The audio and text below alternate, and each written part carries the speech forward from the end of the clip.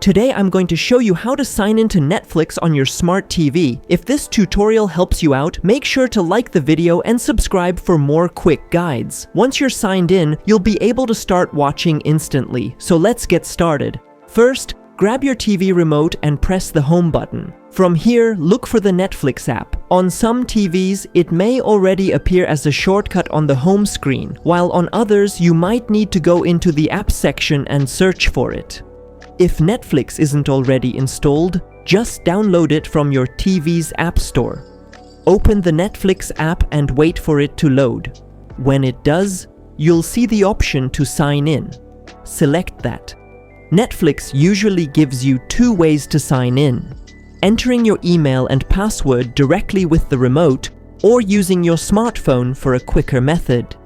If you see the option Use Phone, go ahead and select it. A QR code will appear on your TV screen. Take out your iPhone or Android device, open the camera app and point it at the QR code. A link will pop up.